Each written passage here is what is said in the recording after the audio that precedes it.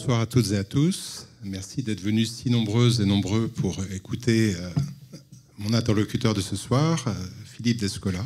Bonsoir Philippe Descola. Alors, pour ouvrir notre conversation de ce soir, je voulais commencer par évoquer quelques questions très simples que tout un chacun est amené à se poser dans des moments de doute ou de désespoir face au monde tel qu'il va, ou plutôt face au monde tel qu'il ne va pas très bien. Qui sommes-nous? Dans quel monde vivons-nous? Quel est ce monde que nous avons fait et qui est désormais le nôtre? N'y a-t-il qu'un seul monde?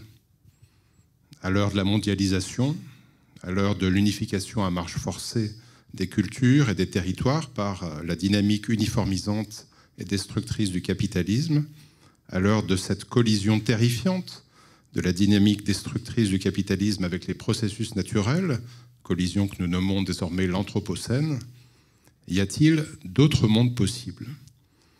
Et si oui, comment les faire advenir? Alors, ordinairement, on répond à ces questions existentielles au moyen des ressources culturelles produites par notre propre monde.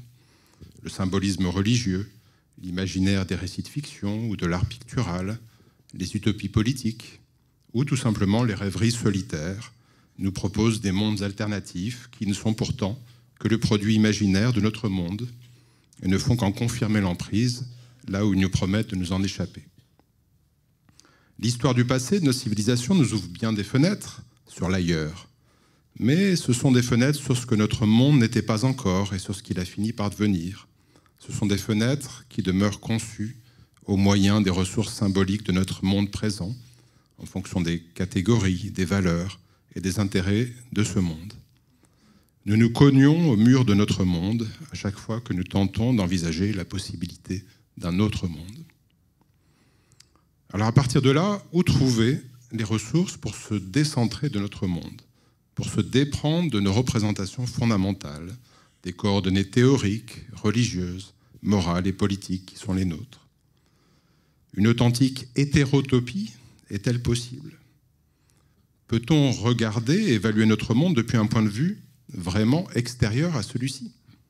Comment s'ouvrir enfin à une altérité réelle et non à un simple fantasme d'altérité nourri par notre propre équipement culturel?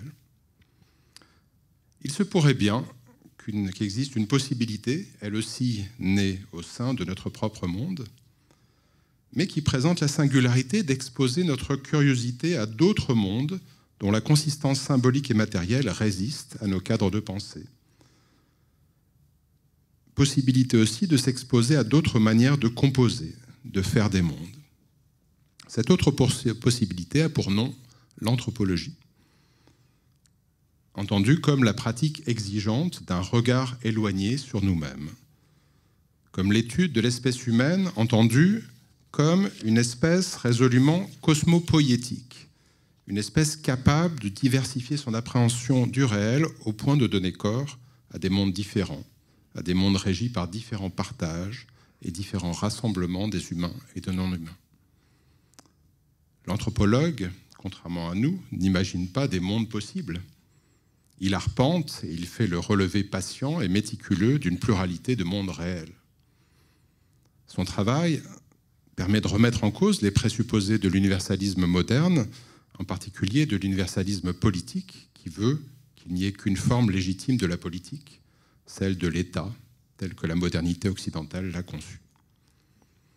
Au lieu d'une seule politique mondialisée, il conviendrait alors d'envisager une pluralité de politiques possibles, qui sont autant de manières de composer des mondes. L'anthropologie, en ce sens, nous inviterait à déplacer la question classique de la politique, telle que l'a posée Lénine, que faire? La question désormais ne serait plus que faire, mais comment faire monde? Et comment faire d'autres mondes? Et comment éviter que ces autres mondes ne soient écrasés par la tutelle oppressante d'un seul monde, le nôtre? C'est cette possibilité que nous allons explorer ensemble ce soir, en compagnie de l'un des plus illustres représentants de cette possibilité singulière de se décentrer, l'anthropologie, Philippe Descola, donc en évoquant les enjeux de son dernier livre, Politique du faire-monde. Quelques mots à votre propos, rapidement, et puis entrons dans la chose même. Vous êtes professeur émérite au Collège de France, anthropologue des relations entre les humains et les non-humains. Vous avez consacré des travaux célèbres à certains peuples d'Amazonie. Puis, peu à peu, vous avez élargi votre enquête à une grande diversité de peuples, de collectifs, comme vous les nommez. Et on trouve le résultat de ces travaux dans des ouvrages désormais célèbres. Vos ouvrages sur l'Amazonie ont connu notamment un succès retentissant à travers votre premier best-seller, si je puis dire, Les Lances du crépuscule, que je recommande en tant que première lecture de Philippe Descola à chacun d'entre vous, suivi d'autres livres aussi célèbres qu'imposants et un peu intimidants, comme Par-delà nature et culture, ou encore Les formes du visible, qui s'intéressent justement au statut des images. Mais on pourra citer aussi d'autres ouvrages plus accessibles, qui peuvent servir d'introduction un peu moins escarpée aux travaux de Philippe Descola. Et je citerai à ce titre un recueil d'entretiens qui s'intitule « La composition des mondes », entretien avec Pierre Charbonnier, ou encore le petit livre « Une écologie des relations », ou enfin la bande dessinée « Ethnographie des mondes à venir » en collaboration avec Alessandro Pignocchi. Mais le livre qui nous rassemble ce soir, Politique du faire-monde, peut aussi constituer une excellente introduction, on le verra, à cette œuvre extrêmement riche. Alors pour commencer, avant de rentrer dans le cœur de l'ouvrage et de votre pensée, j'avais un petit peu envie de vous interroger sur votre météo, sur le temps qu'il fait dans votre tête quand vous regardez le monde qui vous entoure, non pas d'autres mondes éloignés, mais voilà, quand vous suivez l'actualité, quand vous contemplez un petit peu le devenir de la civilisation occidentale, voilà, quelle est la tonalité affective et quels sont les traits saillants de votre perspective actuelle sur la réalité de notre monde et en quoi justement ça sous-tend une partie de votre travail. Vous avez parlé du regard éloigné de l'anthropologue, et ce regard éloigné, c'est celui aussi qu'il porte sur sa propre civilisation, le monde où il a été élevé, socialisé, et qui lui apparaît bien souvent bizarre, exotique, déplaisant, lorsque, après quelques années passées à partager la vie d'autres personnes dans d'autres mondes, il a les yeux formés en quelque sorte et des habitudes de vie, quelquefois l'adhésion à certaines valeurs qui ont été stimulées par le partage de l'existence de gens dont le mode de vie est très différent du nôtre. Et lorsqu'il revient, il est bouleversé quelquefois, c'est mon cas, je crois que c'est le cas de beaucoup d'anthropologues, par la soudaine brutalité de ce qu'il observe lorsqu'il voit dans un monde, je vais employer un terme qui est utilisé par un chaman Yanomami, David Kopenawa, lorsqu'il parle du monde des Blancs, il parle du monde de la marchandise. Avant de partir sur le terrain, je savais que nous étions dans le monde de la marchandise. J'avais lu Marx, j'avais lu des auteurs classiques, et donc je savais ce que c'était que la formation de la plus-value, je savais ce que c'était que le fétichisme de la marchandise, je savais toutes ces choses-là. Mais je le savais de façon intellectuelle, si je puis dire. Je le savais pour avoir passé beaucoup de temps à lire des textes ardus de Marx. Mais lorsque je suis revenu, par contraste avec le monde que je venais de quitter, ce monde de la marchandise m'est apparu tout d'un coup insupportable. Insupportable pourquoi ? Parce que je venais de passer 3 ans dans un peuple, parmi un peuple où il n'y avait pas d'inégalité statutaire, où il n'y avait pas d'inégalité économique, où il n'y avait pas d'argent, où il n'y avait pas de production marchande, c'était une économie d'autosubsistance, où il n'y avait pas de chef, où la vie politique s'organisait autour d'interminables discussions qui quelquefois dérapaient dans des conflits entre des familles autonomes.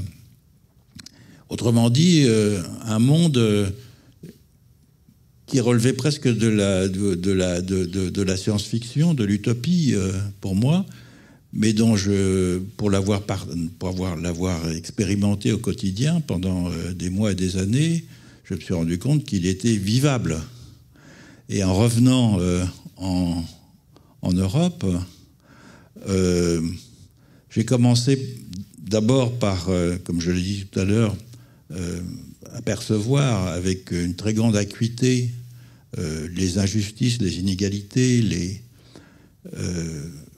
les choses insupportables dans le monde dans lequel je revenais. Et peu à peu, j'avais lu aussi des textes des écologistes, vous disiez des premiers grands intellectuels de l'écologie comme Gors ou Ellul. Et je savais donc que le rapport Meadows, des choses comme ça. Donc je savais qu'il y avait quelque chose qui allait mal aussi de ce côté-là. Et progressivement, au cours des années, se sont combinés en moi à la fois une façon de plus en plus aiguë de percevoir ce qui allait mal, et en même temps la conscience de ce qui allait mal, c'était à la fois un système social et économique et une façon de détruire la Terre qui nous menait à l'abîme. Donc, au fil du temps, j'ai décidé de utiliser, au fond, ce que je savais. Vous l'avez dit tout à l'heure, lorsque l'anthropologue revient, et aussi du fait de la connaissance qu'il a pu acquérir à travers ses lectures, d'autres façons de faire monde, il dispose en quelque sorte d'une palette d'expériences qui lui permettent de penser que le monde dans lequel il vit n'est pas le seul possible. Et ça, c'est très important. À la différence des utopies ou des récits de science-fiction, l'expérience quotidienne que font des milliers d'anthropologues tout autour de la Terre de façon alternative de vivre la condition humaine sont autant de projets, ou en tout cas de stimulation intellectuelle pour imaginer des futurs différents. Et ça, je pense que c'est quelque chose que l'anthropologie apporte par rapport aux autres sciences sociales, c'est-à-dire par rapport à la sociologie, par exemple, ou par rapport à l'économie politique hétérodoxe qui s'efforce de dévoiler des mécanismes d'exploitation, d'oppression, ou des assignations.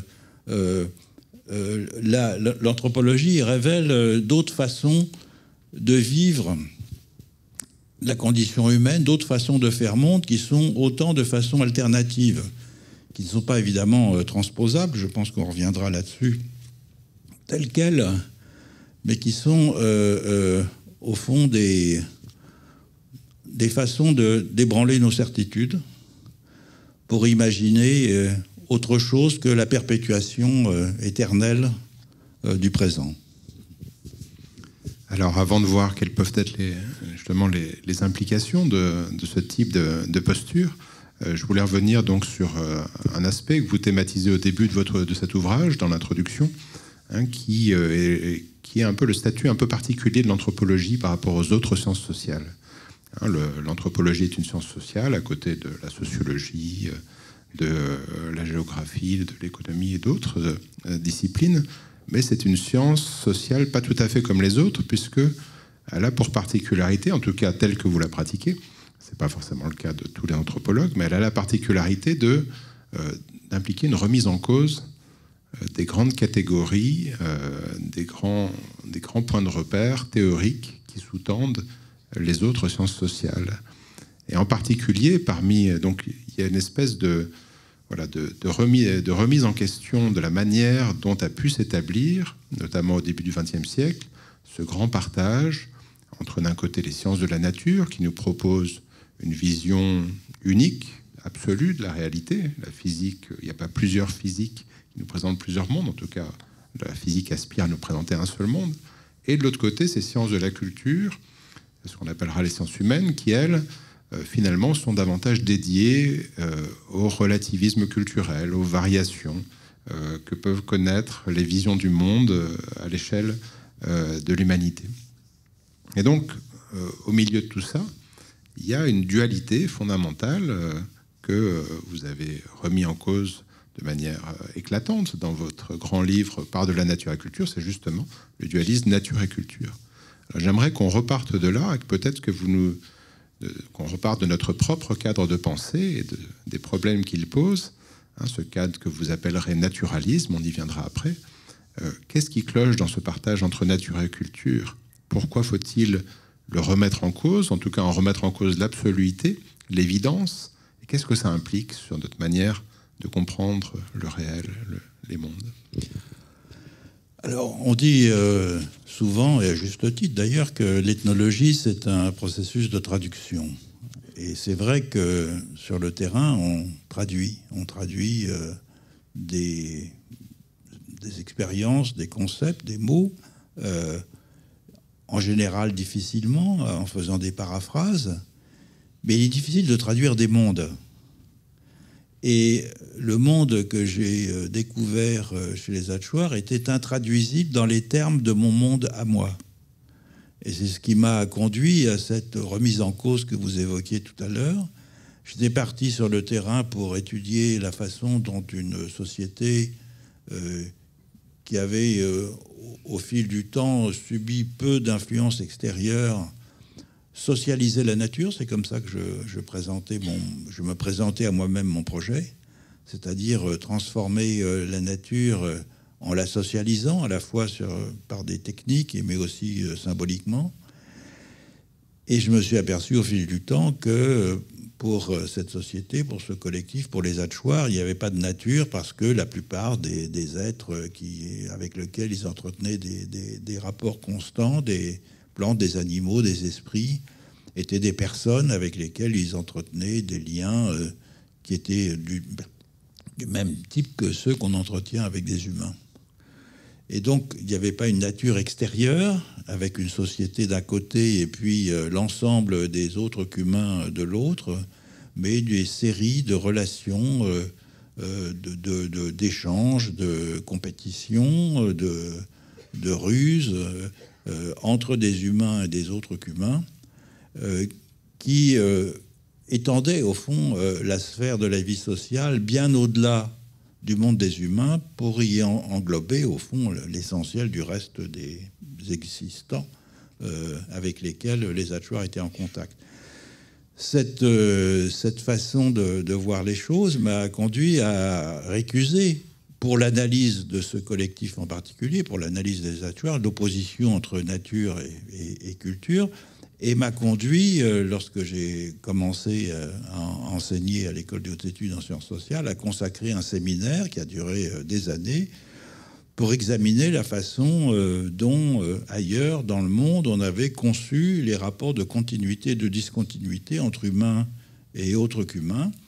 Et je me suis aperçu que la façon qui nous était la plus familière, c'est-à-dire d'opposer d'un côté les humains, de l'autre la nature, était quelque chose de tout à fait singulier, qui avait une histoire, et que on n'en trouvait pas d'équivalent ailleurs, même dans les grandes civilisations d'Extrême-Orient, par exemple, où lorsque l'on s'est avisé de traduire les textes philosophiques européens à la fin du 19e et au début du 20e siècle, en chinois ou en japonais, on est obligé d'inventer des néologismes pour traduire ce terme de nature qui n'avait pas de sens dans ces civilisations.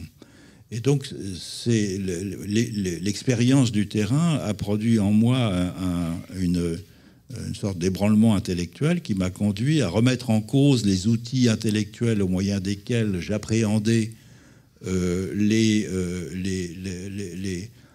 mondes autres, à commencer par celui où j'avais passé quelques années, parce que ces outils intellectuels avaient été façonnés pour, en quelque sorte, donner voix à l'expérience historique de l'Europe se constituant comme un sujet à partir du XVIIe et du XVIIIe siècle, dans un projet d'émancipation.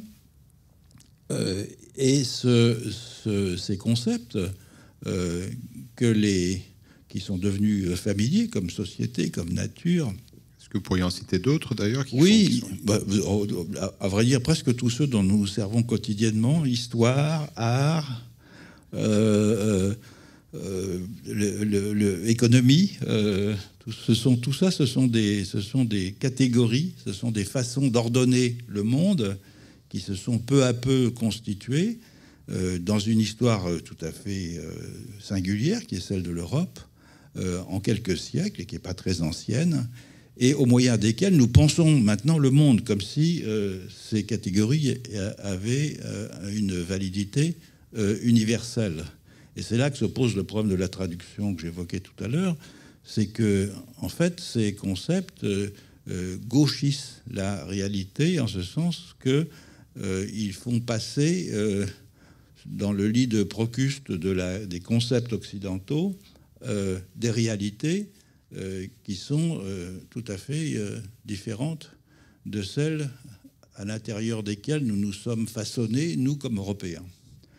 Et donc, le problème de l'anthropologie est un problème qui n'est pas nouveau, dont les anthropologues sont conscients depuis longtemps. C'est comment faire pour arriver à conceptualiser des mondes qui sont différents du nôtre. Et je pense qu'une des façons de le faire, c'est précisément d'utiliser avec une très grande précaution ces concepts comme culture, nature, société, histoire, etc., parce qu'ils sont liés à des formes de temporalité, à des conceptions de l'espace, à des conceptions de la personne et du sujet, qui sont tout à fait singulières et qui n'ont pas cours ailleurs. Si je puis me permettre, avant justement d'approfondir cette voie, cette remise en cause du partage de la nature et de la culture, c'est un peu aussi ce que l'histoire environnementale actuelle nous impose de faire. C'est-à-dire que ce qu'on appelle l'anthropocène, c'est bien aussi, d'une certaine manière, l'avènement d'une époque où il n'est plus si évident de savoir ce qui est naturel et culturel. Oui, tout à fait. J'ai fait la rencontre de Bruno Latour il y a maintenant plus de 30 ans, à l'occasion d'un colloque, et nous nous étions lus réciproquement. Il avait lu mon premier livre, qui était celui que j'avais tiré de ma thèse doctorale, La nature domestique, et moi j'avais lu Nous n'avons jamais été modernes, et en fait nous étions arrivés aux mêmes conclusions à partir de domaines d'objets extrêmement différents, puisque moi, j'avais conclu que l'opposition entre nature et société n'avait guère de sens dans la mesure où, partout dans le monde, en dehors du monde moderne, cette opposition n'existait pas. Et lui était arrivé à la même conclusion à partir de l'étude des laboratoires scientifiques et des bureaux d'études techniques dans lesquels nature et société étaient constamment mêlées. Et la confirmation, au fond, de cette absence de séparation est venue lorsque, avec ce terme de l'anthropocène, est devenue familière cette idée que les déterminations sociales et des déterminations dites naturelles sont étroitement mêlées dans le destin de la planète, et en particulier dans le bouleversement du système de la Terre que le réchauffement climatique engendre. Alors, si on tire un petit peu le fil justement de ce partage entre nature et culture, on découvre donc ce que vous appelez une ontologie, qui est la nôtre. Alors, vous allez nous expliquer ce que c'est qu'une ontologie, un vieux terme du vocabulaire philosophique médiéval, mais auquel vous redonnez une signification un petit peu différente. Nous sommes prisonniers, pris dans une ontologie particulière que vous appelez justement le naturalisme. Croire qu'il existe une nature, et donc croire qu'il existe quelque chose qui n'est pas la nature, qui s'oppose à la nature, que nous appelons la culture, ce serait être naturaliste. Mais à côté du naturalisme, il existe d'autres ontologies possibles, et même réelles, existantes, dans différents collectifs de par le monde. Donc, est-ce que vous pourriez en redire un mot? C'est une thèse célèbre, évidemment, vous avez notamment exposé en détail dans Part de la nature et culture, et que vous rappelez dans cet ouvrage. Mais il est évidemment indispensable de repasser par là pour bien comprendre la perspective qui est la vôtre. Alors, c'est quoi une ontologie? Combien d'ontologies y a-t-il? Comment ça fonctionne? Et qu'est-ce que ça implique? Alors, moi, je prends ontologie dans le sens le plus simple du terme, c'est-à-dire c'est l'étude de ce qui est. Et ce qui est, c'est, au fond, le mobilier du monde pour un collectif. De quoi est composé le mobilier du monde pour un collectif? Quels sont les objets qui peuplent ce monde?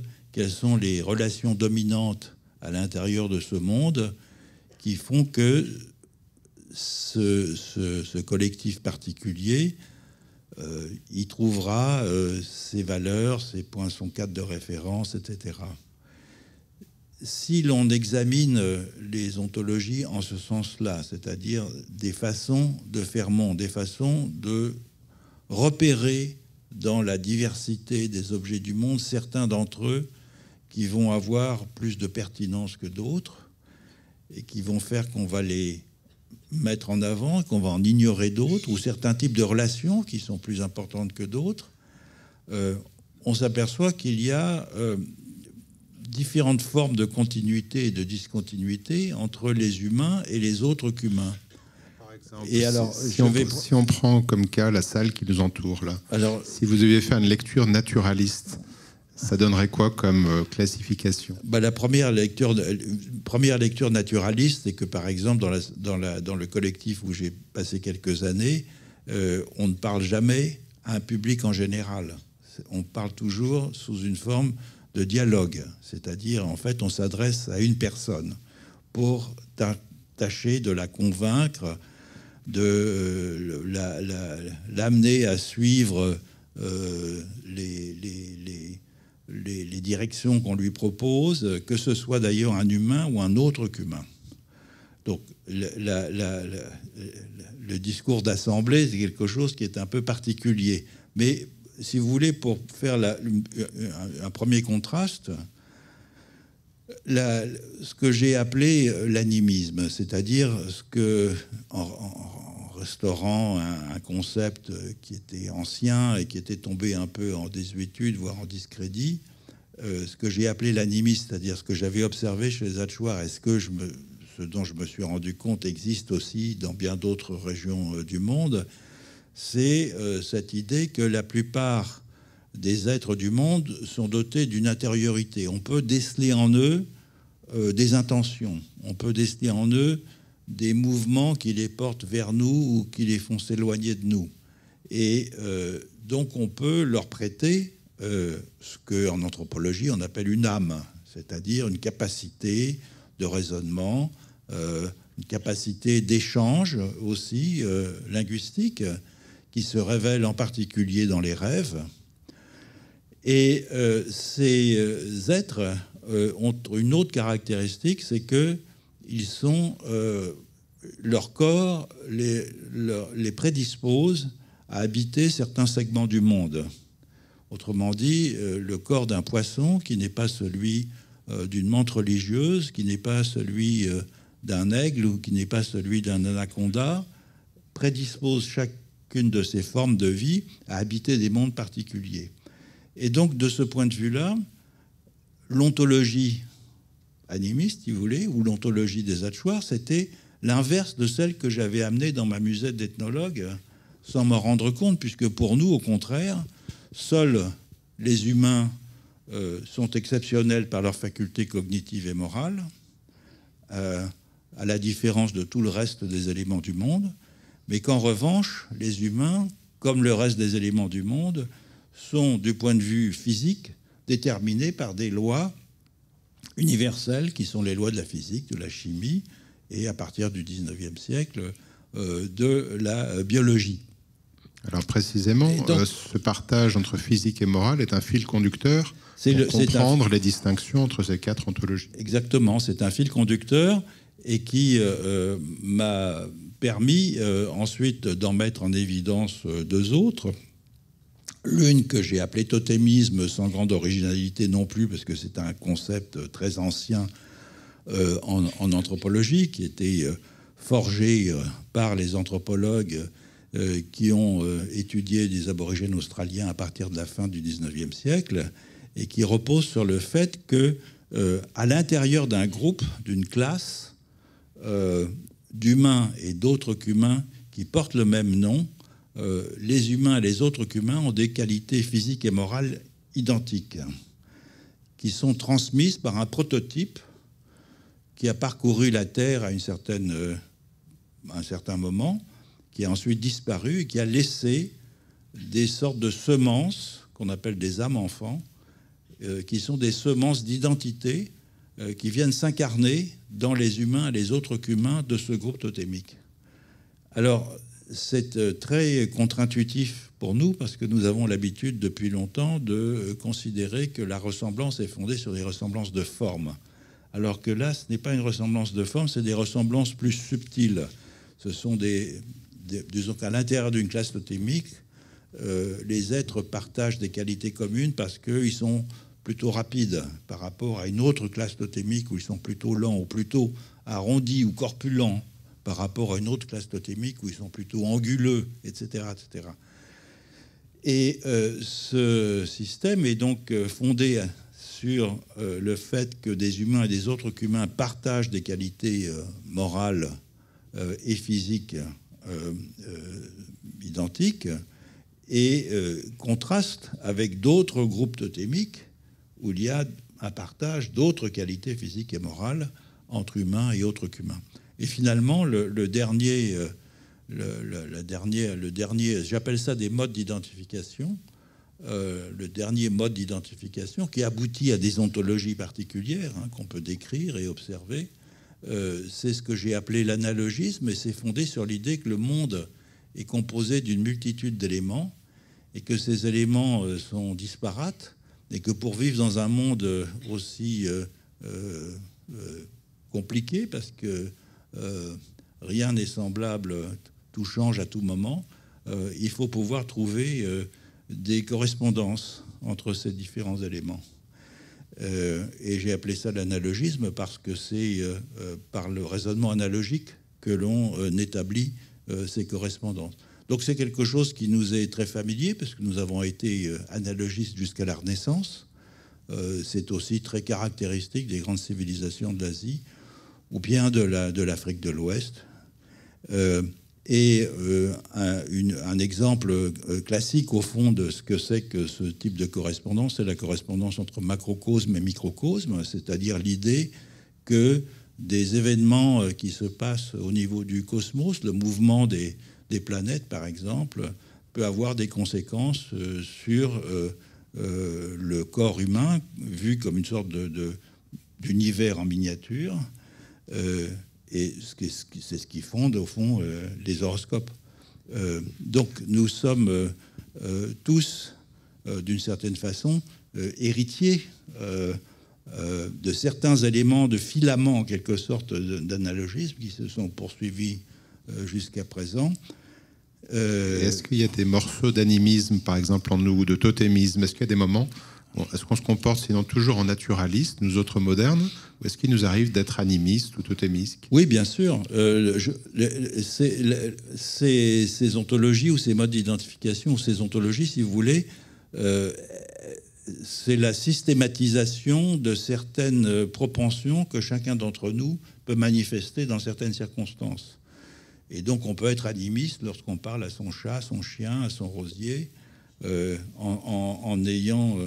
non pas une idée bien affirmée qu'il y a une communication des intériorités, mais dans l'espoir qu'une forme de compréhension ou d'affection ou d'attachement à un autre qu'humain qui nous est proche peut se déployer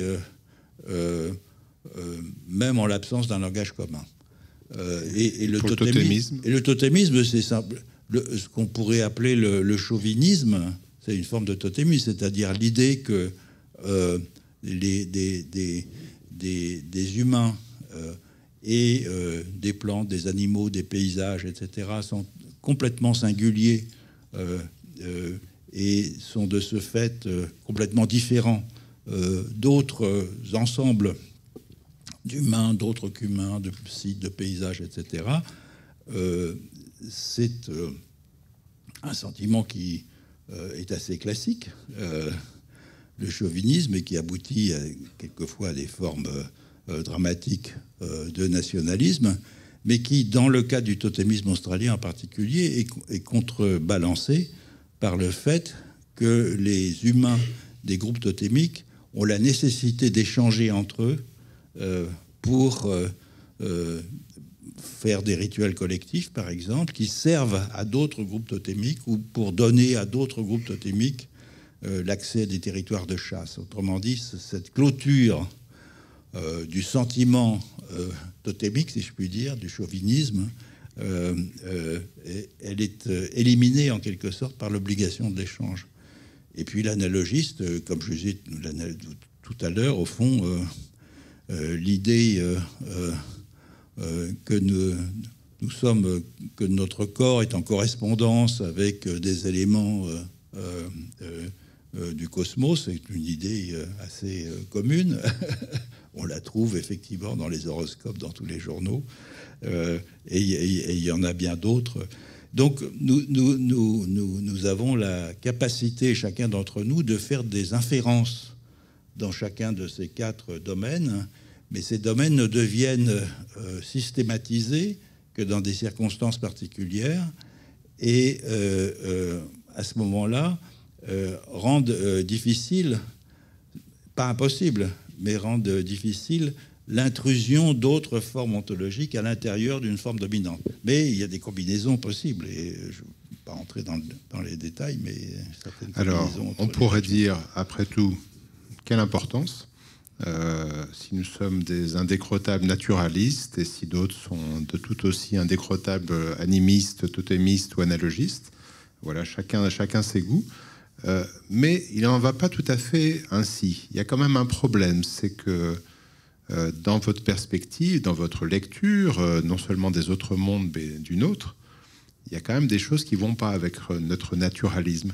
Alors pourquoi finalement ne pas être en toute bonne conscience et rester des naturalismes pur jus, j'allais dire, même dépourvus de toute distance critique, ne pas embrasser pleinement, comme finalement nous le faisons la plupart du temps, notre lecture du réel, de ce mode d'identification, de classification, de différenciation. Quelles conséquences ça a en fait? Qu'est-ce qui pose problème avec le naturalisme? Et donc, qu'est-ce qui rend nécessaire l'intervention, entre autres, de l'anthropologue pour introduire une forme de distance et de prudence dans ce rapport? On a vu que le naturalisme nous empêchait de bien comprendre les autres peuples. Quand on est anthropologue, il importe de se défaire de ces préjugés naturalistes. Mais quand on n'est pas anthropologue, est-ce qu'on a le droit d'être naturaliste sans condition? Ou est-ce que ça serait mieux de pratiquer un naturalisme bien tempéré? Alors, la conséquence la plus... l'une des conséquences, en tout cas, les plus fondamentales du naturalisme, il y a des conséquences positives. Hein, l'émergence des sciences de la nature, par exemple, au XVIIe siècle, est un effet positif. Elle a transformé la nature en un objet d'investigation, mais elle a transformé aussi la nature, c'est-à-dire les autres qu'humains, en marchandises, en ressources.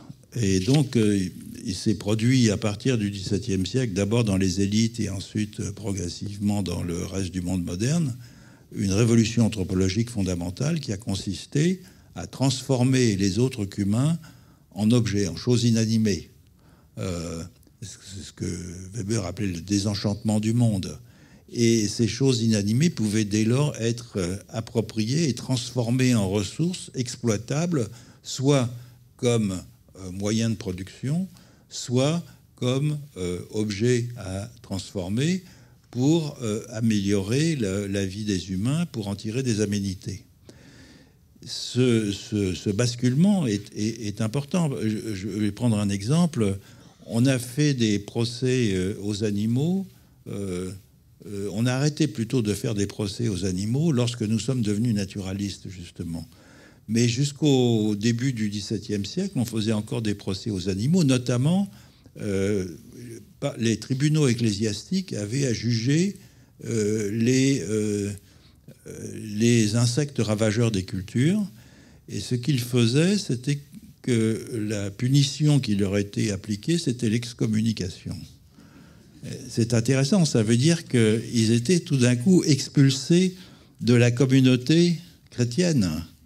Ils étaient expulsés de ce grand ensemble socio-cosmique à l'intérieur duquel, organisé par la grande chaîne de l'être, à l'intérieur duquel existait une multitude d'humains et d'autres qu'humains, ordonnés selon une hiérarchie qui était effectivement dominée par Dieu, mais tout d'un coup, ils étaient expulsés pour être punis au fond de leur mauvais comportement. À partir du moment où on est naturaliste, ça n'a plus aucun sens d'excommunier les insectes ravageurs, puisque ce sont simplement des choses. C'est des choses qu'on peut étudier. On peut étudier les mécanismes au moyen desquels on va contrôler leur action négative sur les cultures, etc. Mais on ne va pas les excommunier. Et là, se dessine au fond quelque chose qui est très important, c'est que c'est l'une des conditions de l'émergence du capitalisme industriel. C'est-à-dire qu'à partir du moment où on considère que des autres qu'humains sont des ressources exploitables sans qu'il y ait de contrepartie possible, le développement effréné de l'exploitation des ressources, justement, peut se développer sans qu'il y ait d'idée, au fond, qu'il faut faire attention parce que on a des devoirs vis-à-vis des autres qu'humains. La période moderne a ceci d'extraordinaire que par rapport à d'autres civilisations où l'on considère toujours qu'on a des devoirs vis-à-vis du monde, vis-à-vis de la Terre, vis-à-vis de ses occupants humains et autres qu'humains, là, cette exploitation effrénée des ressources se fait sans aucune contrepartie. Et donc, c'est la raison pour laquelle le naturalisme pose problème. Alors, la question, effectivement, qui vous brûle les lèvres, j'imagine, c'est que faire pour reprendre l'expression de Lénine que vous citiez tout à l'heure. Alors justement, avant de répondre à cette question brûlante, on va évoquer les chapitres 2 et 3 de l'ouvrage qui sont dédiés à l'exploration de certains aspects des cosmologies animistes et analogistes.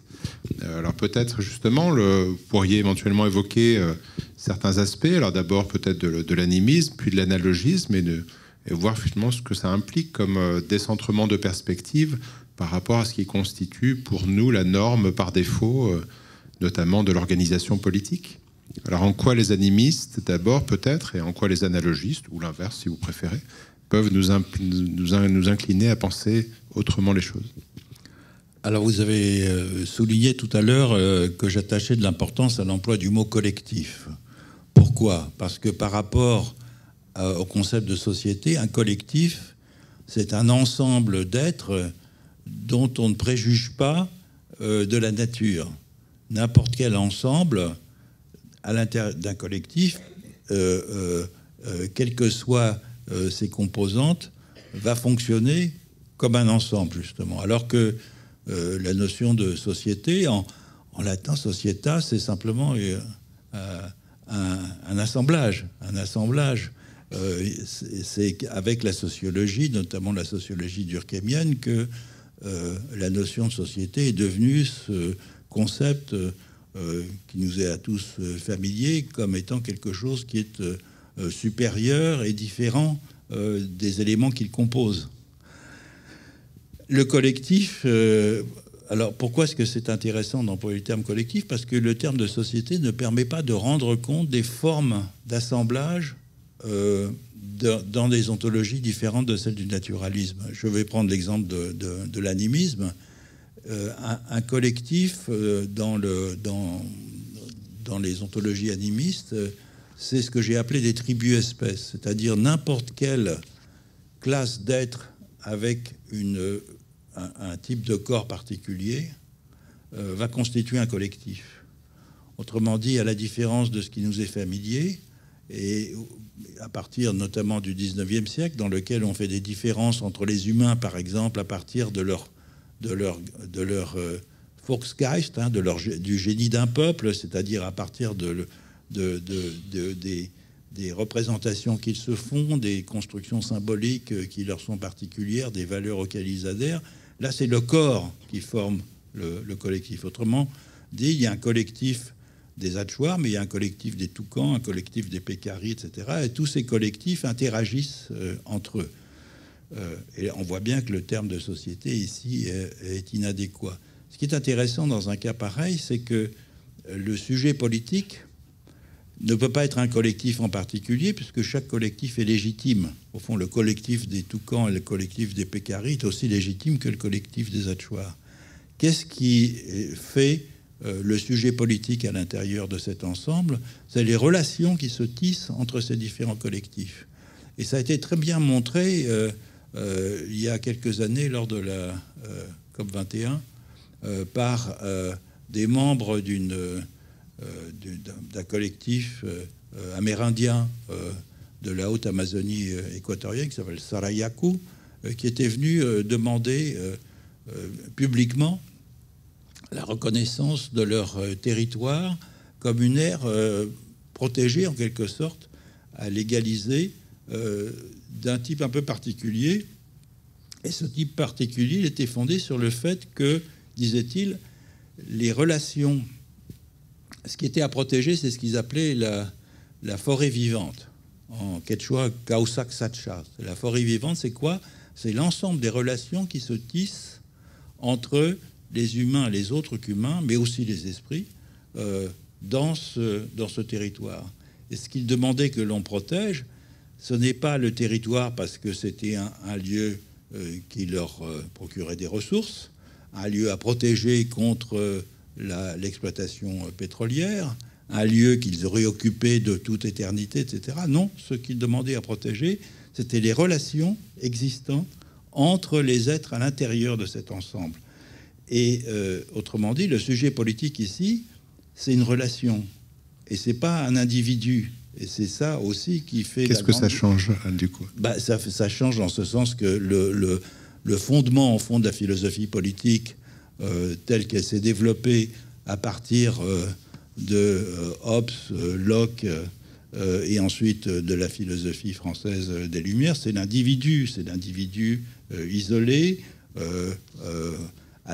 constituant en quelque sorte, par ses capacités, ses intérêts, un pivot des formes de négociation et d'échange entre les citoyens que l'État a pour mission de protéger. La philosophie politique contemporaine, libérale et maintenant néolibérale, n'a pas beaucoup évolué de ce point de vue-là. Donc ici, ce n'est pas un individu que l'on protège, c'est une relation entre un très grand nombre d'éléments qui sont humains et autres qu'humains. Et donc, ça fait émerger un sujet politique de nature complètement différente, parce que c'est en quelque sorte un opérateur qui vient réunir des éléments d'une très grande diversité à l'intérieur d'un ensemble. Donc c'est une incitation à... Je prends souvent cet exemple parce que ça me paraît être une incitation intéressante à repenser les catégories de la philosophie politique qui nous sont familières et qui sont au fondement de l'action politique telle qu'on la conçoit ordinairement. Et de l'économie, puisque l'individu, c'est aussi le pivot. Oui, bien sûr. Oui, c'est l'homo economicus aussi, bien sûr. Et c'est pour ça que l'anthropologie est intéressante, c'est qu'elle propose non pas des transpositions, mais au fond, des mises en abîme, des façons alternatives de concevoir ce que j'ai appelé dans ce livre que vous évoquez des cosmopolities. C'est-à-dire, politie, c'est un terme ancien en français, qui dessine des ensembles organisés d'humains. Rousseau est le dernier à l'employer en France, mais les Anglais l'ont maintenu sous la forme de polity. Et une cosmopolitie, c'est tout simplement un assemblage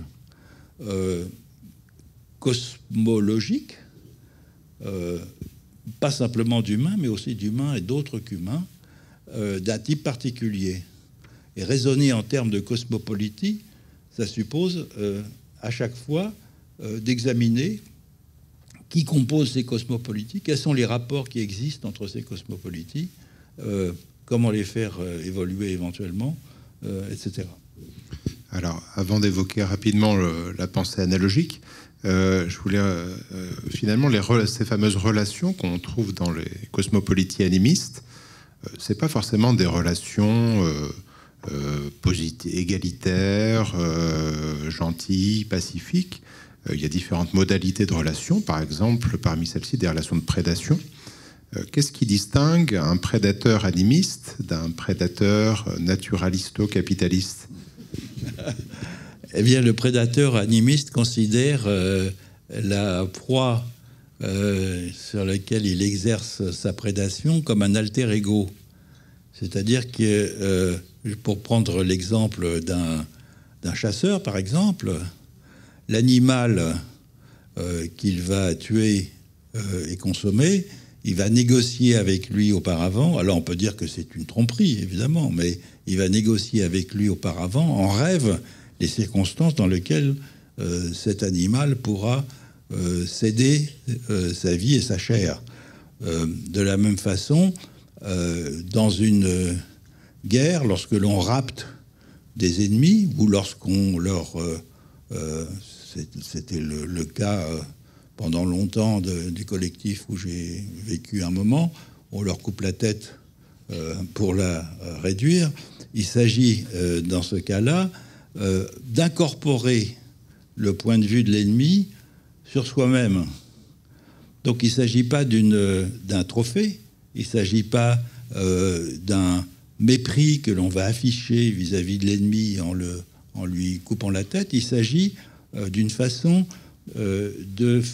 d'introduire en quelque sorte l'altérité maximale, c'est-à-dire l'ennemi que l'on va tuer et dont on va prendre la tête, de façon à se voir soi-même comme étant différent de l'ennemi. Alors ça paraît très bizarre comme disposition, mais c'est très différent de la prédation ordinaire qui consiste tout simplement à détruire pour assurer sa prééminence. Alors, prenons encore 5 minutes avant de laisser la parole à la salle. Qu'en est-il donc de la pensée analogiste, alors qui est moins facile à appréhender? Est-ce que vous pourriez citer certains traits saillants ou cas de la pensée analogiste qui font contraste avec notre rapport spontané au monde, notre rapport naturaliste, et dont on pourrait éventuellement s'inspirer? Alors comment, ça reste à voir. En tout cas, qui peuvent nous aider à nous décentrer par rapport à nos vieilles habitudes. Ce qui caractérise l'analogisme, c'est que ce sont des systèmes qu'on appelait jadis en anthropologie socio-cosmique, c'est-à-dire ce sont des systèmes dans lesquels le monde et les collectifs ne sont pas dissociés. Autrement dit, ce sont des ensembles qui sont organisés par des segmentations internes, des groupes de filiation, des clans, de toutes sortes de dispositifs de ce type-là, qui sont aussi très organisés sur le plan de l'espace avec des assignations spatiales et qui fonctionnent comme des segments articulés à l'intérieur desquels il y a des humains et des autres qu'humains. Alors, je vais prendre un exemple que je cite dans mon livre, c'est celui d'une manifestation qui s'est produite il y a quelques années à Cusco, donc la grande ville du sud du Pérou, dans laquelle des populations autochtones de la cordillère de Lausangate, qui est la grande cordillère qui est derrière Cusco, manifestaient contre un projet de mine que l'on s'apprêtait à faire dans cette cordillère, et qui est un projet minier comme on les fait maintenant, c'est-à-dire fondées sur le décapage, c'est-à-dire la destruction complète en l'occurrence d'une montagne, par différence avec les mines traditionnelles dans les Andes qui existent depuis bien avant la conquête européenne, qui sont des conduits qu'on va forer dans la montagne et qui permettent l'accès à des gisements qu'il faut pouvoir négocier ensuite avec les esprits de la montagne. On leur fait des offrandes, etc. Donc c'est quelque chose de très sérieux, compliqué, dangereux aussi. Alors que là, le décapage, c'est la destruction complète d'une montagne. Et ce que ces autochtones de la région de Cusco défendaient, c'était un membre du collectif, c'est-à-dire un pic de cette cordillère, un apu, qui est le terme en quechua, qui veut dire un grand ancien, si on peut dire, qui était membre du collectif et qui, en tant que tel, ne pouvait pas descendre sur la place de Cusco pour se manifester son déplaisir d'être détruit. Et donc, c'était les membres humains du collectif qui manifestaient en sa faveur. Autrement dit, dans un cas pareil, ce que l'on pourrait voir en première approximation comme étant une manifestation écologique classique, avec effectivement quelques calicots, non à la mine, protégeons nos rivières, etc., était en réalité quelque chose de beaucoup plus profondément analogiste, en ce sens que ce que ces gens défendaient, c'était un élément de cet ensemble auquel ils appartenaient, qui lui-même ne pouvait pas se défendre. Ça, c'est au fond, d'une certaine façon, lorsque les militants de la ZAD de Notre-Dame-des-Landes disent nous ne défendons pas la nature, nous sommes la nature qui se défend, c'est un peu la même chose. C'est-à-dire, il s'agit, au fond, de mobiliser des moyens humains pour qu'un membre du collectif ne soit pas annihilé, détruit ou endommagé. Alors, pour finir, une dernière question, avant de laisser la parole au public. Finalement, à vous entendre, donc l'anthropologie permettrait une forme de posture radicale dans la remise en cause de notre manière de penser le monde et le rapport notamment aux autres êtres humains et aux non-humains. Mais on pourrait tenter aussi de dire, mais après tout, cette radicalité n'est-elle pas qu'une radicalité de façade? N'est-ce pas une manière, à force de prendre un regard éloigné, n'est-on pas trop à distance du monde qui est le nôtre et des problèmes qui sont les nôtres, est-ce que finalement il n'y a pas une urgence première qui serait d'abord de lutter contre les inégalités sociales, économiques de notre monde au moyen des catégories qui sont les nôtres, et donc de pratiquer ce qu'on pourrait appeler une sorte de critique interne des sociétés capitalistes? Et finalement, de ce point de vue-là, est-ce qu'il y a à mettre ces deux manières de penser en concurrence? Est-ce que d'une certaine manière, il est possible de les articuler? Et si oui, ça ressemblera à quoi? Est-ce qu'on peut à la fois mener une critique interne, encore une fois, de ce qui ne va pas dans nos sociétés, et donc d'assumer d'être pris dans le cadre de pensée qui est le nôtre, mais de s'en servir pour essayer d'obtenir des transformations? Ou est-ce qu'il vaut mieux, justement, se mettre en position d'extraterritorialité, du point de vue de ceux que vous appelez les collectifs extramodernes, pour susciter une rupture peut-être plus profonde, pour donner une portée, peut-être plus révolutionnaire, pour reprendre un mot que vous citez au début de l'ouvrage, à ce rapport à nos sociétés? Qu'est-ce que vous pensez de ces deux possibilités classiques de contestation de ce qui ne va pas dans notre monde, qui ont parfois du mal à s'entendre? Alors, l'un des problèmes que les penseurs socialistes du XIXe siècle, Marx au premier chef, rencontrent, c'est que ils raisonnent comme si les ressources exploitables par les humains étaient infinies. En ce sens-là, ils ne diffèrent pas des libéraux ou des néolibéraux. cette idée, on sait maintenant qu'elle est folle, qu'on ne peut pas utiliser infiniment des ressources d'un monde fini en tablant sur un développement infini des techniques, par exemple. Et donc, les catégories au moyen desquelles on pensait, en particulier la lutte des classes, et notamment le couplage entre l'émancipation des peuples d'un côté et leur accès au bien-être de l'autre, ce couplage qui a fondé, au fond, tout à la fois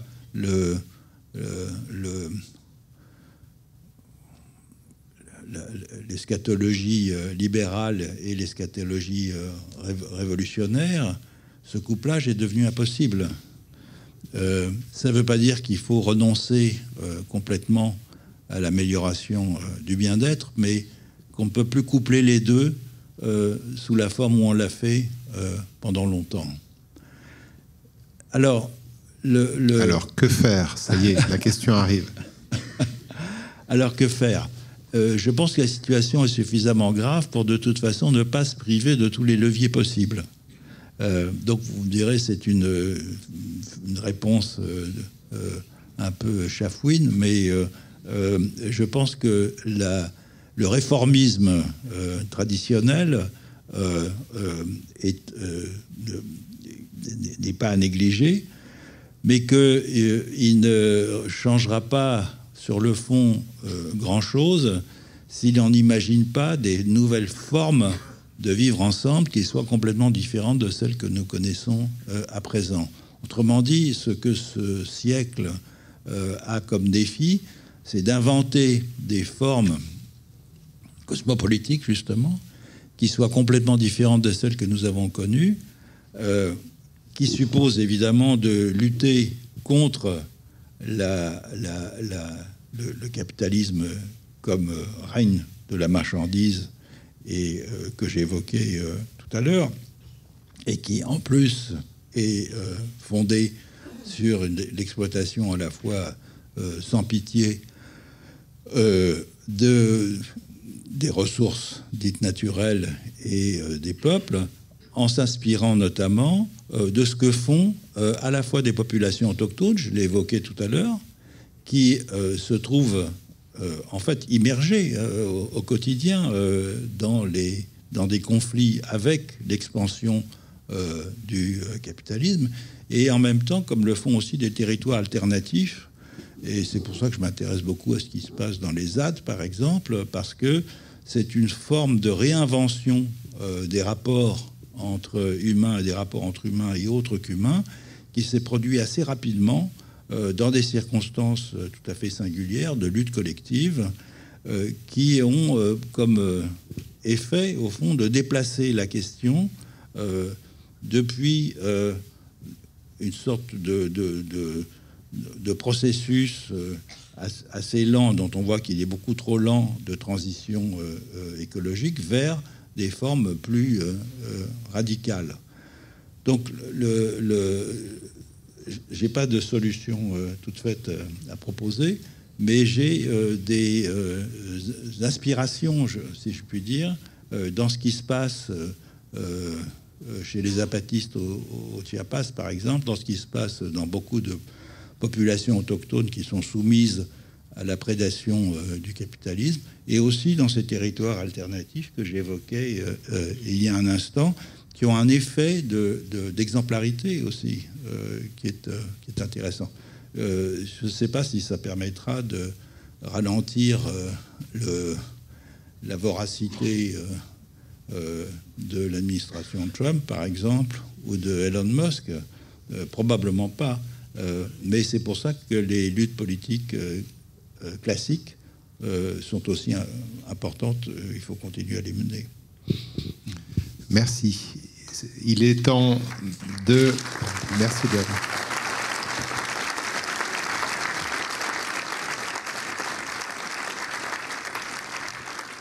Oui, bonsoir. Merci pour la qualité de votre intervention.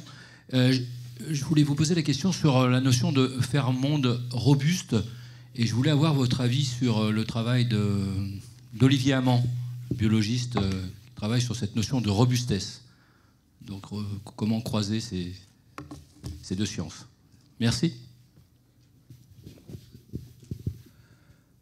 Oui, alors je ne connais pas ce travail, mais la robustesse, c'est un concept qui est employé dans différentes sciences pour désigner tout à la fois la consolidation de ce qui est et, disons, l'établissement de faits scientifiques de façon, sinon complètement incontrovertible, en tout cas de façon suffisamment assurée pour qu'on puisse continuer à les utiliser pour aller plus avant. Donc la robustesse, en ce sens-là, elle est l'effet, au fond, expérimental de ce qui se passe.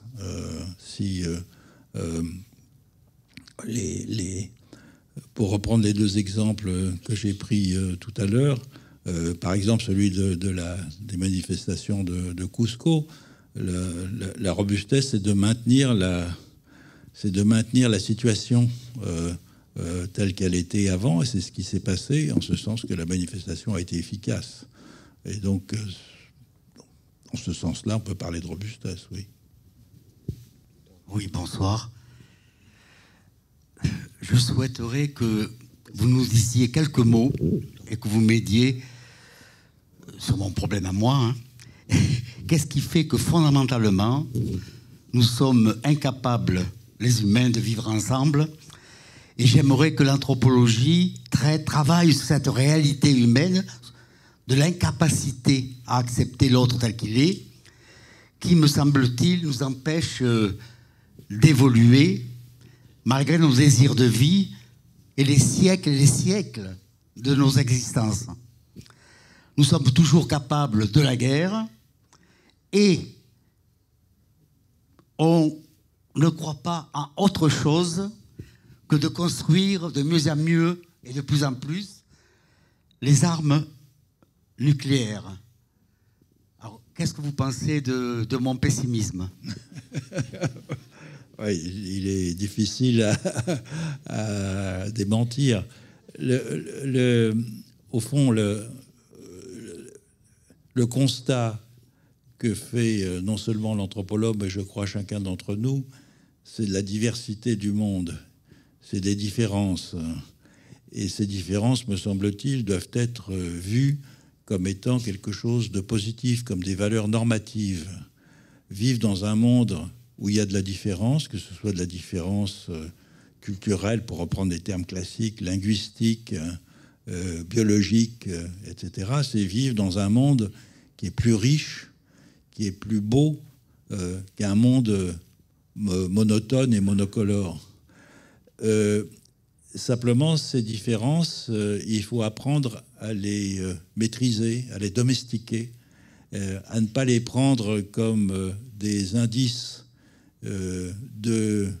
d'opposition, de contraste irréductible, mais au contraire comme des formes d'enrichissement mutuel. C'est un travail très long. C'est au fond tout ce qu'on appelait le processus civilisationnel. Et de ce point de vue-là, le monde moderne, effectivement, a des choses à offrir. Qui est encore en cours. Mais je ne pense pas, si on regarde l'histoire, que la situation présente soit, de ce point de vue-là, pire que celle de siècles passés en termes d'antagonisme. Les nations, l'exemple de l'Europe, par exemple, est quand même extraordinaire. Voilà des nations qui se sont fait la guerre pendant des siècles et qui ont réussi à s'accorder pour créer une fédération qui avance qu'à un cas, mais qui avance quand même, en étant consciente des différences internes, mais en étant aussi conscient d'avoir des valeurs communes. Donc je ne suis pas aussi pessimiste que cela dans votre évaluation de la situation. Ça marche ? Oui, pardon.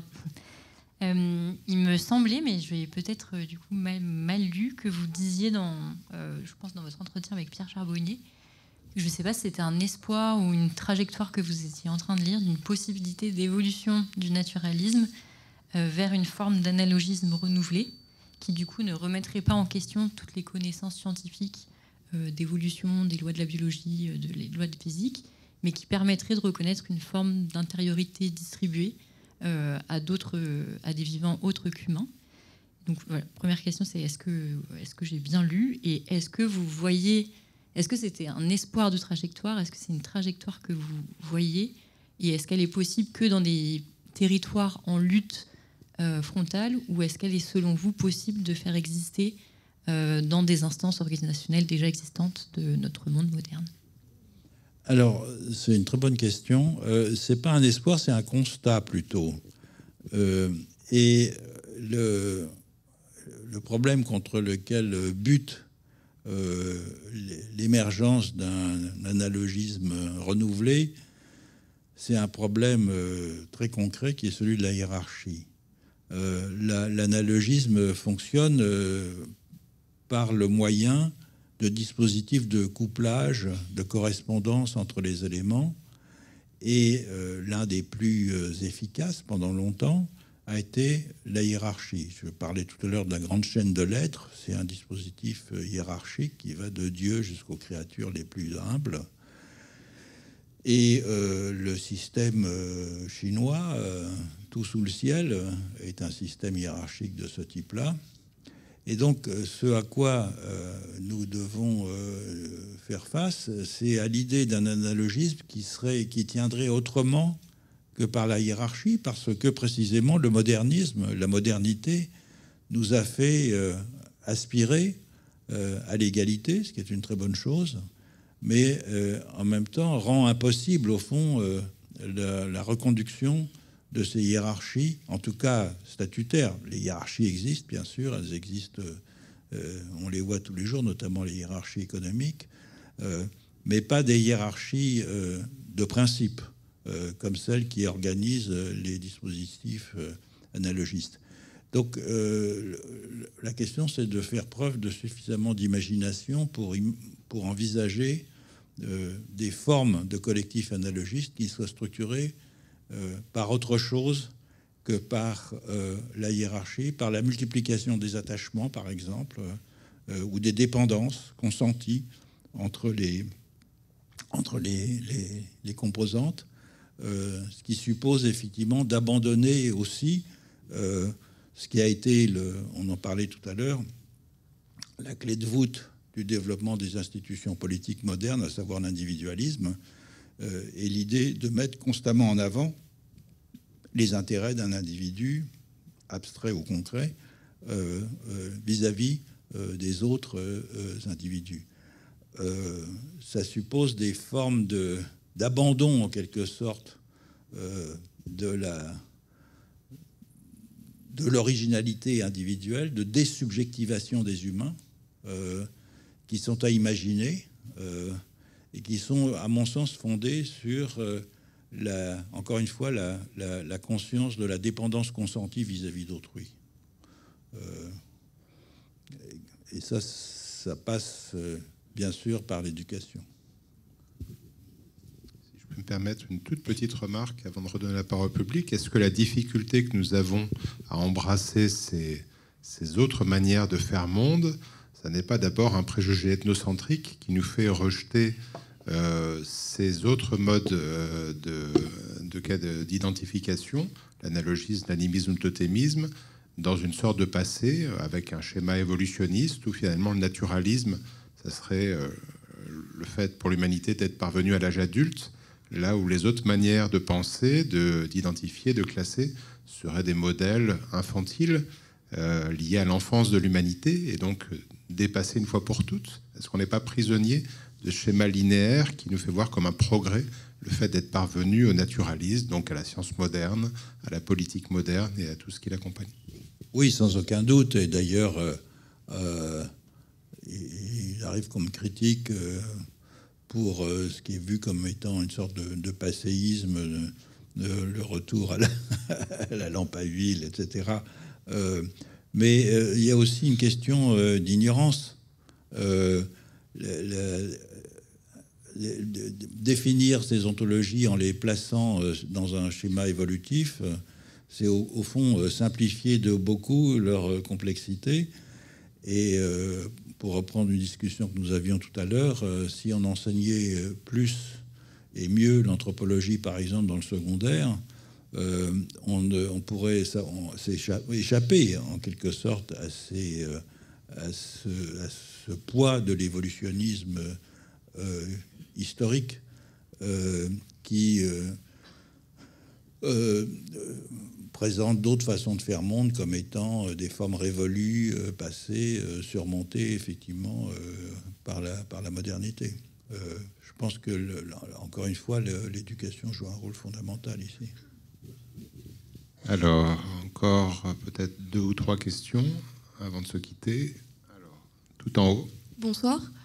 Vous avez dit que tous les peuples ne partageaient pas le concept d'histoire. Est-ce que vous pouvez lever le bras Oui, pour... pardon. Ah oui, oui.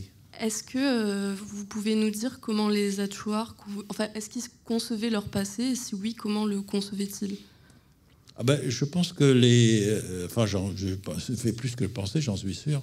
Je crois que chaque mode d'identification, chaque régime ontologique est couplé à un régime de temporalité qui lui est propre. Autrement dit, le nôtre, qui est justement fondé sur la flèche du temps, c'est-à-dire le fait que le passé fournit des éléments pour construire le présent et pour le penser et pour imaginer l'avenir, est quelque chose de tout à fait singulier. Dans d'autres régimes ontologiques, je pense à l'analogisme par exemple, on a un temps cyclique, c'est-à-dire la répétition après un cycle qui peut varier dans la durée des mêmes événements. Et dans le monde animiste, une temporalité complètement aplatie.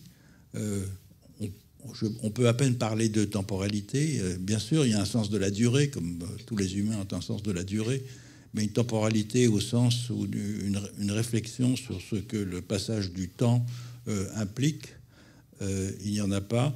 Les mythes, par exemple, sont des histoires qui permettent de comprendre le présent, c'est-à-dire c'est des histoires qui racontent... alors, on est toujours tenté d'employer l'expression moderne « une époque », mais ce n'est pas une époque, c'est une situation dans laquelle les humains et les animaux menaient une vie commune, entièrement culturelle, il faut le dire. C'est pas un âge de la nature dans lequel les plantes, les animaux, etc., vivaient comme les humains. Faisaient la cuisine, avaient des règles de mariage, etc. Et puis, il y a eu toutes sortes de petits événements catastrophiques qui font que telle espèce animale s'est transformée en ce qu'elle était potentiellement, notamment dans son nom, et a conservé certaines des caractéristiques de cette époque, et notamment une intériorité. Et c'est pour ça qu'on peut continuer à parler avec les animaux, notamment en rêve. Alors, penser en termes d'époque pose un problème parce que c'est quelque chose qui a pu arriver il y a 2 générations, il y a 3 générations. Donc c'est une sorte d'axiomatique plus qu'une période dans l'histoire cosmologique, en quelque sorte. Donc c'est quelque chose qui, pour nous, est très difficile à imaginer et qui, pour les Amérindiens en particulier, pose problème. Je pense aux Amérindiens d'Amazonie, parce que la possibilité de se projeter dans un futur collectif est nécessaire pour faire face aux menaces qu'ils affrontent, mais dans le cadre de l'animisme, ce processus est difficile à imaginer. Alors, il n'est pas impossible, c'est progressivement Les populations autochtones se sont constituées en fédération et ont essayé de développer des projets collectifs, etc. Mais l'animisme rend ceci beaucoup moins immédiat que ça ne l'est pour nous, par exemple. Donc oui, il y a des régimes de temporalité qui sont très différents. Encore 2 questions. Bonsoir. Merci beaucoup pour ce dialogue très inspirant. Et merci aussi à Olivier pour avoir mené ce dialogue. Et je voulais votre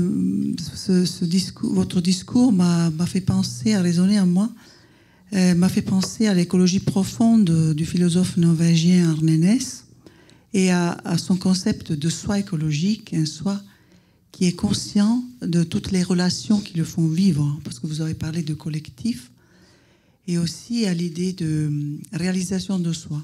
Tout être de la nature a le droit, selon Arne Næss, à la réalisation de soi. Et cela fonde une justice interspécifique. Alors, qu'est-ce que vous pensez de ces concepts fondamentaux de l'écologie profonde? Est-ce qu'ils peuvent aider justement à imaginer d'autres manières de faire monde?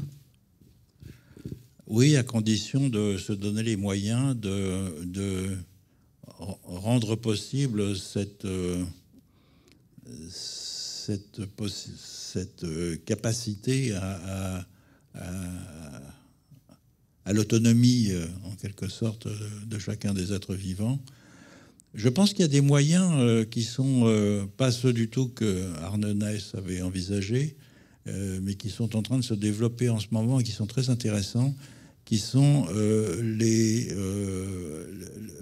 un mouvement qui a commencé en Nouvelle-Zélande et qui est le fait de conférer une personnalité juridique à des milieux de vie. C'est intéressant parce que ça va à l'encontre du processus d'appropriation par un individu humain ou un collectif humain de non-humains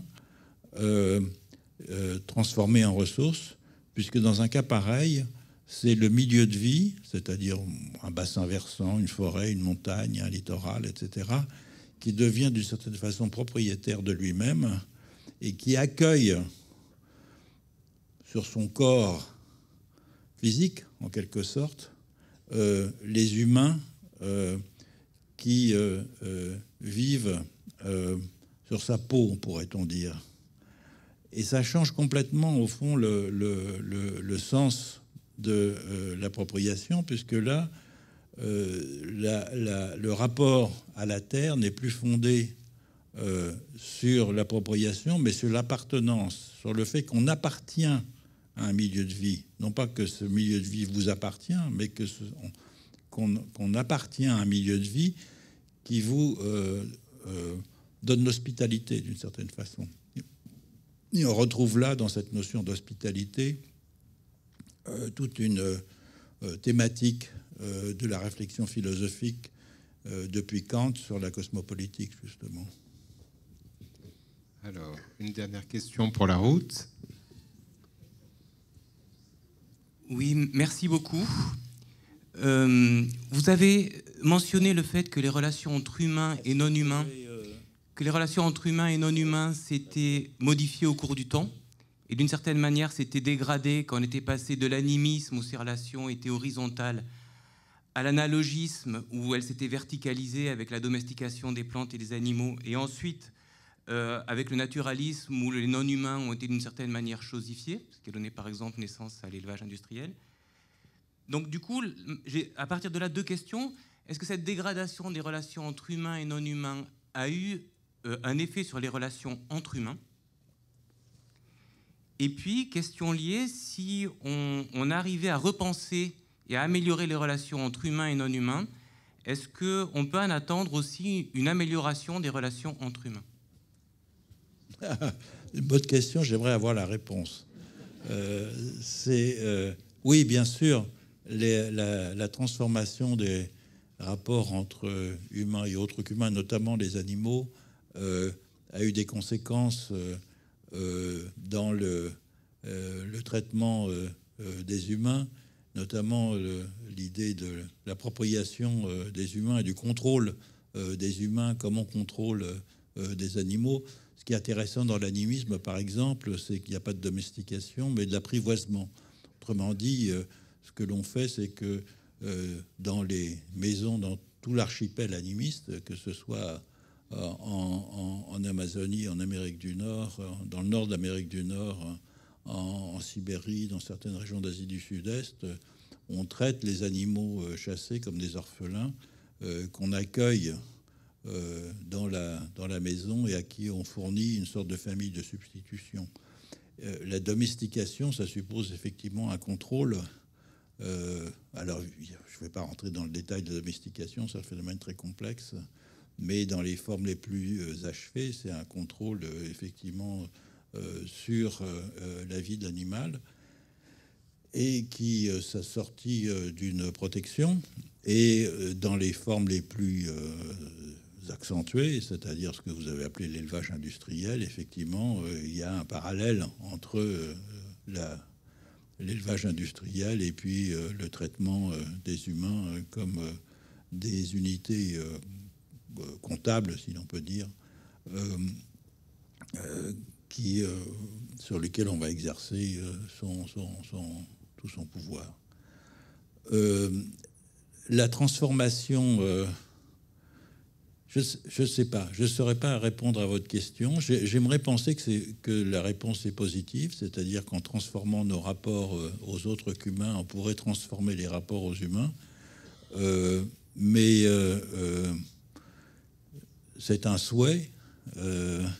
Mais comme c'est quelque chose de spéculatif, je ne peux pas vous répondre là-dessus.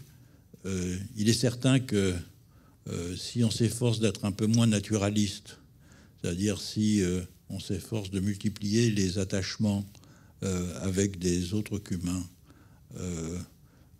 comme on peut le faire lorsqu'on a la chance de vivre dans un milieu qui n'est pas trop anthropisé, je pense qu'il est possible qu'on soit plus ouvert, au fond, aux humains qu'on l'est ordinairement.